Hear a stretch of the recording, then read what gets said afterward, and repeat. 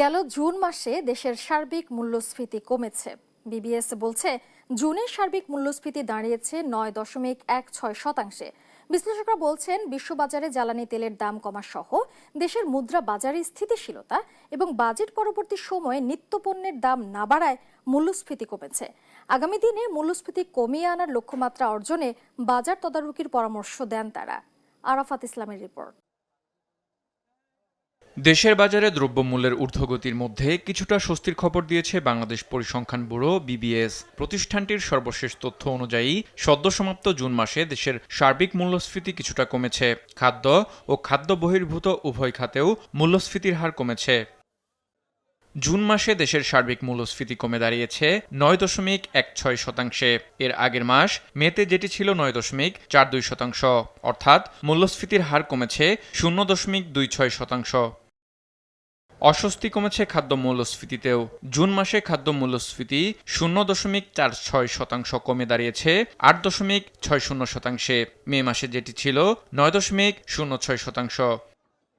এদিকে মে মাসে খাদ্য বহির্ভূত মূল্যস্ফীতি 9.71% থাকলেও জুন মাসে সেটি কমে 9.61% দাঁড়িয়েছে। এতে মূল্যস্ফীতি কমেছে 0.10%। বিশ্লেষকরা বলছেন বৈশ্বিক অস্থিরতা কাটিয়ে ওঠা সহ সরকারের চাঁদাবাজি নিয়ন্ত্রণ এবং নিত্যপণ্যের দাম সহনীয় রাখতে বাজেটে নীতিগত পদক্ষেপ নেওয়ার ফলেই জুনে সব ধরনের মূল্যস্ফীতি কমেছে।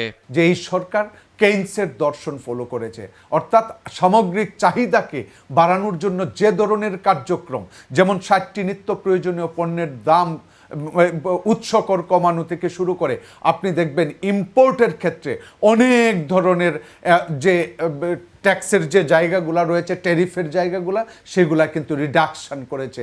অতএব সেগুলার কিন্তু একটা প্রভাব অলরেডি পড়েছে এবং সামনে আমি মনে করি তার সাথে এডিটিভ অ্যাডভান্টেজ হচ্ছে ফুয়েল কস্ট একটা বড় এডিটিভ অ্যাডভান্টেজ তৈরি করবে মূল্যস্ফীতি কমাতে। তবে বাজেটের লক্ষ্যমাত্রা অনুযায়ী মূল্যস্ফীতি 7.5% নামিয়ে আনতে বাজার সিন্ডিকেট ভাঙার তাগিদ দেন তিনি। সেই সিন্ডিকেটের জন্ম যদি না হয়, অর্থাৎ শক্তভাবে সরকার যদি তার মনিটরিং ব্যবস্থা মানে বাজার ব্যবস্থাটাকে একেবারে পুরো মাত্রায় মনিটরিংয়ের মধ্যে রাখেন। আরাফাত ইসলাম, দেশ টিভি, ঢাকা। 3 দিক দিয়ে বর্তমানে, কারণ 40 বছর ধরে অসংখ্য খুশির মিছিলে ছিল আইডিএলসি, থাকবে আগামীতেও।